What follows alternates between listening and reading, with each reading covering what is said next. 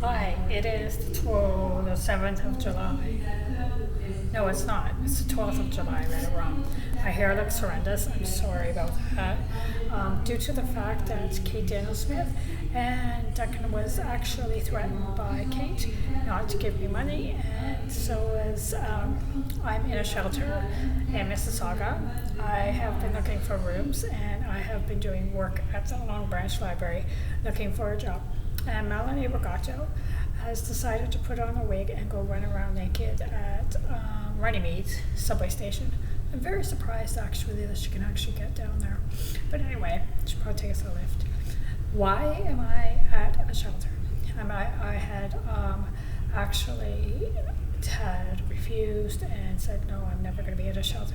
This is kind of like a community center, a shelter. It's in a church. It looks brand new. There's about a dozen women, and for lack of a better word, I mean, it's a safe place. And yes, it's not a hotel or a motel, but I got kicked out of my Airbnb because I didn't have the e-transfer from Duncan, and because Kate didn't want to, because I was wearing the wrong pants. Kate's really big on that, wearing the wrong socks, wearing the wrong didn't iron my pants. Now, I will state also that I recently found out that Kate Daniels is part of the enemy's camp. She has decided to go over to the dark side. I didn't know that, and in doing so, she's threatened numerous people. She's threatened Duncan, she's threatened Duncan's parents, Duncan and Murray's parents. She's threatened Duncan's sister. She has threatened her grandchildren.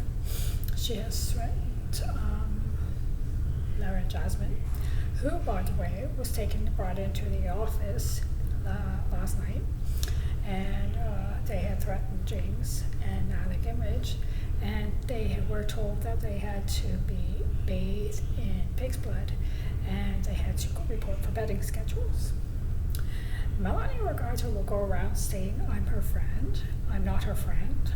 I haven't seen her in months. I've heard her on the microphone, as well as Kate.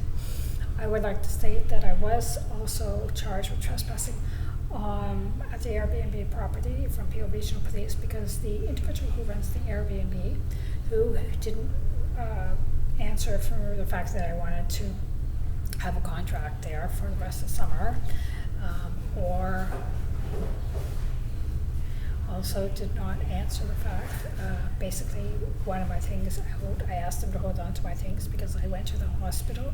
They thought I had a blood clot in my leg, and because of my knee, when I was thrown off the TTC bus, they did a battery of tests. I don't have a broken knee, I just have soft tissue damage, and I don't have a blood clot.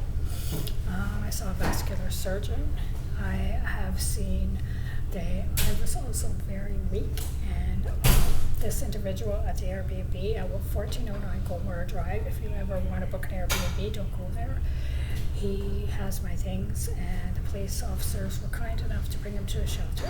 There's my big, huge duffel bag that I have to go and get tomorrow, and I have to actually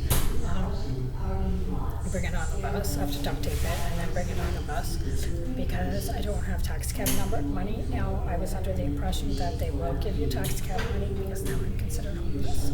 I have been applying for jobs today, and I've been looking for room rentals, and right away, Kate Daniels contacted, they got the number off of my phone because Melinda Jeffries was following me, and they got the number off my phone, and Kate called them and said that I was an addict and that I was a mental patient right away.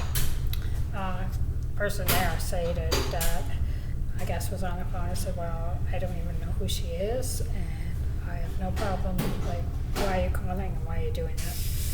The other thing is that being in a shelter and having to leave from 7 a.m. till 7 p.m. at night, I'm able to go out and do viewings and apply for jobs, and I will be continuing my volunteer work at Dirty Bread in the kitchen.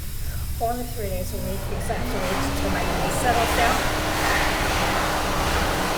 I'm in the restroom at Renforth Station before I take the bus out. I have not seen Duncan. They posted pictures that they were in England. That was the trip to England, and then they went over to Zimbabwe, and then they came back from Zimbabwe, and then went to England, and then they went back back to Durham, and now they're in Toronto.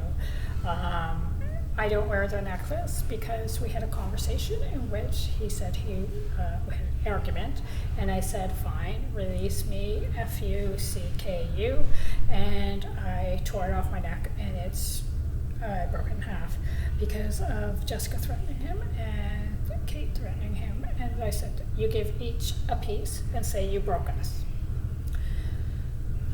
People would want to say you're a fool, Michelle, for people think I'm a fool for him, about him. People think that. People can think whatever you want to think, you always will, but I do know one thing. I know that I speak the truth because I hear it, and for years now, Melanie and John Sugato and Sandra Long, and now Kate and Jessica and Norman Brown and Lillian Brown and Ed Verhaven and Marie Verhaven have sent people to follow me, have pulled applications, have tried to, Georges himself has been stalking me for months, years, over a year. I've been in the GTA, Mississauga is not considered GTA, but close to 2 years now. And the microphone and the camera was actually discovered back in, when I was in Thomas Street in St. Catharines. So realistically speaking, now we have people like Linda Cooley involved, and I found out that Tracy Giesbrecht involved, and Tracy Giesbrecht I spoke about on my earlier posting in regards to that. She's Linda Cooley's former companion. She's had a daughter from Linda Cooley who conceived.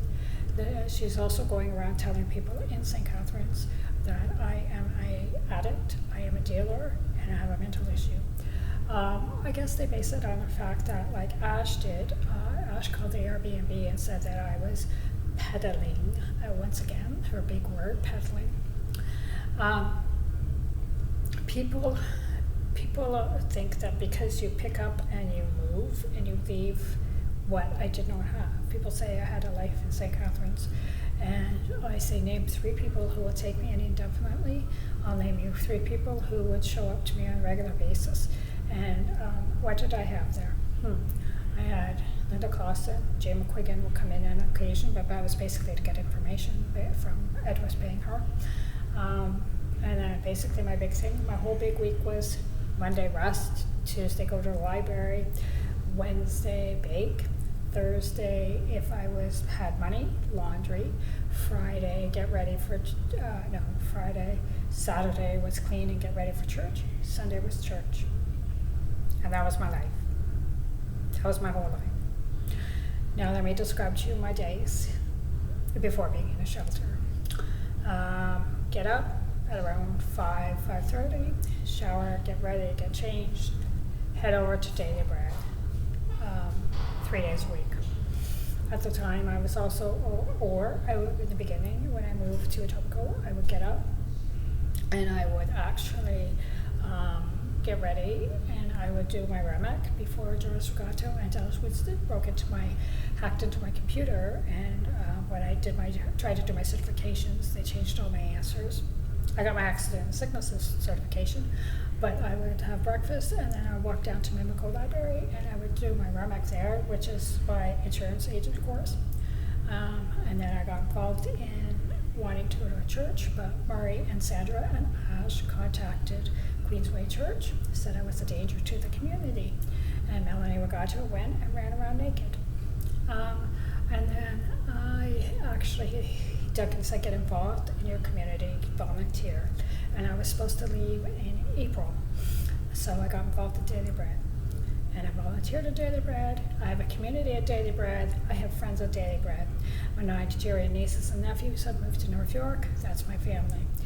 I don't think that anybody can realize the ramifications of what Kate has done and what Duncan has done, being threatened by Kate, and what Duncan has done, what Linda Cooley has done, what Tracy Giesbrecht has done, what Melanie and George Sugato has done. I have ended up with close to a broken knee. I have ended up almost with a blood clot because of John Sugato's actions. I have almost ended up, I am homeless, considered homeless, and this is the 3rd time. Because in June, Kate left me at the airport with $7,000 in her pocket because I was wearing the wrong compression stockings.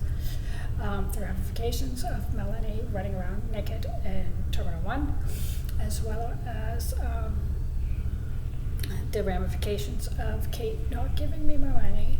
There is now going to be a lawsuit of $187 million because I do have some allies at the Interbred Food Bank who are working on my behalf, involving the mayor's office and the chief of police. So the other thing is that what I do know for certain, is that I will be safe tonight, and I can keep my bed there as long as I want to, unless I abandon it for a number of days. And my things are there, and I have to go collect my things over a big duffel bag over Mississauga at the Airbnb. So when I see you, if you're wearing black and beige and gray, I am praying for you, openly, not openly, but I do pray for you on a streetcar or the bus or wherever. If I see you wearing black and beige and any black and beige, any color, I'm wearing black and beige and pink, and I have pink because I found my voice. I have blue on because there are some things that I don't want to talk about, and I have green because the Holy Spirit, by the power of our Heavenly Father, is healing me. And I do have to go now because I have to go catch a bus back to the shelter. This will be posted later on, probably as soon as I find internet again. So I would ask that you would pray for me. I would ask that when you see me, please recognize the fact that I'm not Belinda Jeffries, who weighs 200 pounds. I'm not Melanie Regato, who runs around naked, because I do have a knee injury. And I'm certainly not Kate, because somebody would mistake me for Kate. I'm not her. Yeah, I guess that's about it. And I would like to also state that Tracy Giesbrecht, who has telling people that I am a addict and not a dealer or the mental patient, has openly said over the microphone that she is sexually attracted to me and that she wanted to have me in a private meeting. She's now bisexual. I don't have any problems with that community. I do have a problem when someone openly says that to me, like Sandra Long or Tracy Giesbrecht, and states that they make passes at me and they be openly sexually aggressive towards me. I have that problem. Anyways, have a wonderful day. Try to stay cool, drink lots of water, like I'm drinking bottles of water, or juices or whatever you need. And bless you.